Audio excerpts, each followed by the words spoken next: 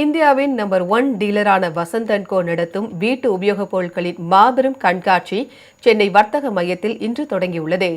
Chennai Nandambakkam trade சென்டரில் இன்று முதல் 5 நாட்கள் நடைபெறும் இந்த கண்காட்சியை வசந்த் அண்ட் கோ நிறுவனத்தின் பங்குதாரர் தமிழ்ச்செல்வி வசந்தகுமார் ரிப்பன் வெட்டி துவக்கி வைத்தார்.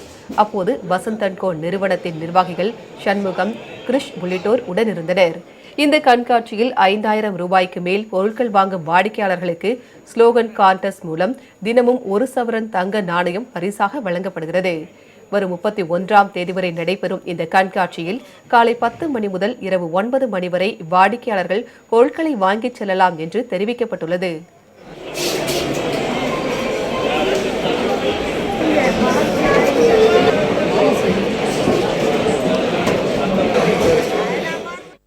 நிறைய மேனுஃபேக்சருடைய ப்ராடக்ட் நிறைய இருக்குது.